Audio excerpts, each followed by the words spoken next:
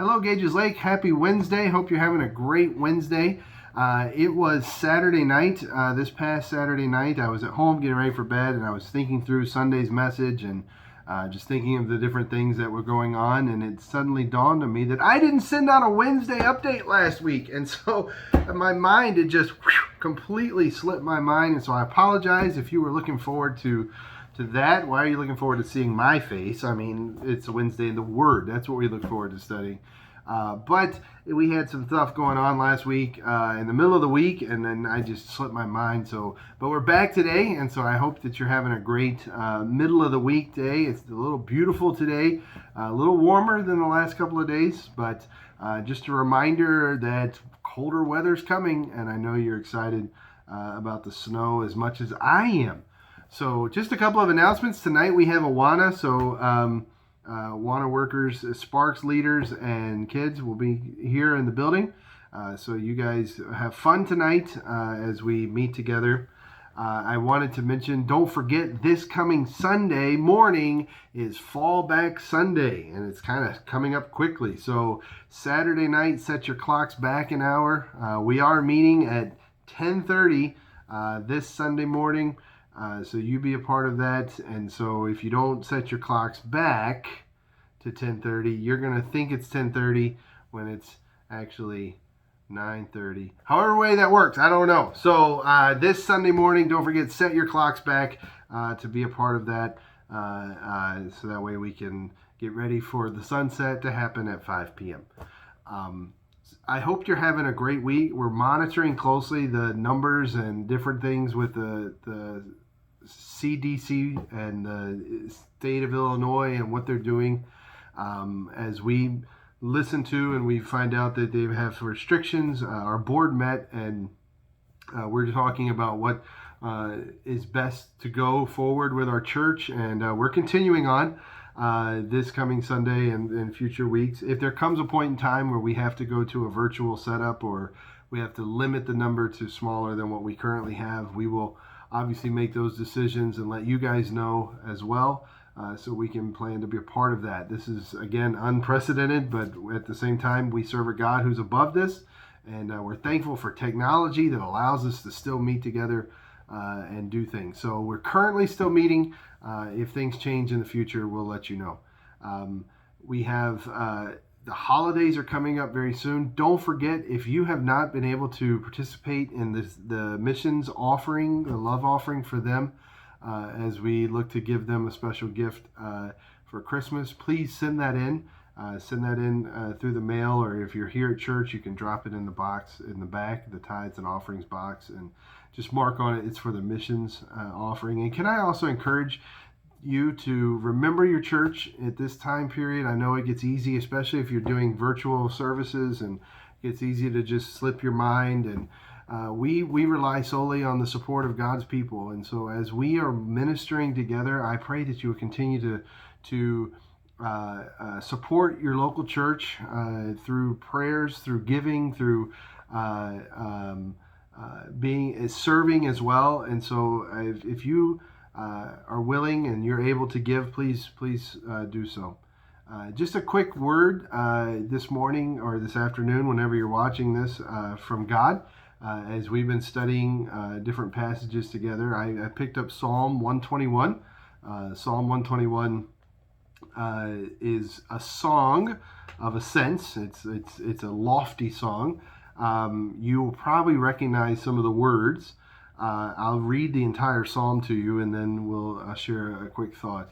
Psalm 121 says, "I lift up my eyes to the mountains. Where does my help come from? My help comes from the Lord, the maker of heaven and earth. He will not let your foot slip. He who watches over you will not slumber. Indeed, he who watches over Israel will neither slumber nor sleep. The Lord watches over you. The Lord is your shade at your right hand. The sun will not harm you by day, nor the moon by night. The Lord will keep you from all harm. He will watch over your life. The Lord will watch over your coming and going, both now and forevermore." And the idea of the psalm is, hey, where do we go in times of need? Where does our help come from? It comes from the Lord, the maker of heaven and earth. And the psalmist then launches into this: the Lord watches us. The Lord does not sleep. And what a comfort that is. I remember as a kid going to bed at night, and my parents would send us to bed. My brothers and I, they were two brothers were in one room. I was in a room by myself, and where I slept, the door to my bedroom was on that wall. And what I knew, when my parents were awake, there was a reflection against the wooden door of light coming from the hallway. So I knew that my parents were awake. There was a few times over the course of younger years when they would go to bed and my door would look different. My door didn't have the light reflecting on it. It was a darker looking door open in the bedroom. And those nights I would be more fearful, because those nights I knew my parents weren't still awake. And if they weren't still awake, then they were asleep. And if they were asleep, they're not going to hear the bad guy who's coming in to kill me. Like, that was my thought process. It's not rational thought process, of course. But there was a greater comfort for me when I knew that my parents were awake, when I knew my dad was still out there in the living room. Like, was he watching over me, or was he watching TV? Like, he was watching TV. But at the same time, for me, knowing that my dad was awake gave me comfort to know something bad is not going to happen. If something bad does happen, my dad is there to protect me. My dad is there to warn me. If there's a fire, get out. Or if someone is, whatever the case may be. What a connection to what God has right here. The Lord watches over him and he never sleeps. God doesn't take a break. God doesn't stop and say, you know what? What's going on right now is way too much for me. I am going to go lay down for a while. You kids behave. I'll be back later. No, he doesn't do that at all. Like God never sleeps.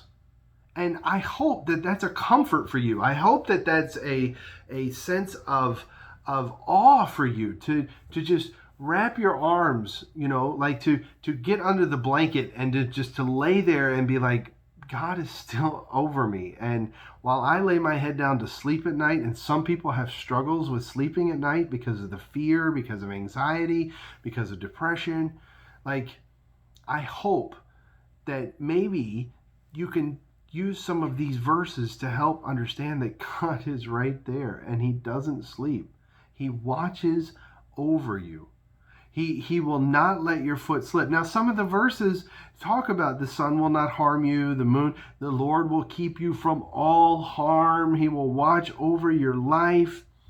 And I feel that some people take that differently. Some people feel like, oh, well, then to follow God means that there's no harm. Then if I get harm, that means that God is not watching over my life. And that means I'm not truly a Christian. I would have a hard time with that, because there's people in history, the martyrs. Read Fox's Book of Martyrs. Read about the disciples. Read about different people. As they say in the New Testament, if you choose to live a godly life, you will be persecuted. Harm may come your way. But no, there's nothing that can separate you from the love of God. There's nothing that's going to cause you eternal harm. Sure, you might face sickness. You might face COVID. I don't know. But I love this phrase, he will watch over your life. Like, he's there. The Lord will watch over your coming and going, both now and forevermore. Like, as you're submitting to the Lord, are you submitting to him and are you following him? Do you rest in the comfort knowing that he's awake and that he knows what's going on? Just like my dad is in the hallway, and I wake up in the middle of the night and that door is dark and I get fearful because my dad's asleep. That never will happen with God. God will never sleep. You can go to him at any moment of any day and you can cry out, as we talked about Sunday. You could cry out, Abba, Father, help me. I'm in time of need. And God is faithful to hear and to listen. What a great reminder. So can I encourage you today to think about that, to think about the God who doesn't sleep and the God who watches over you. I hope that each of you have a great Wednesday, rest of your week.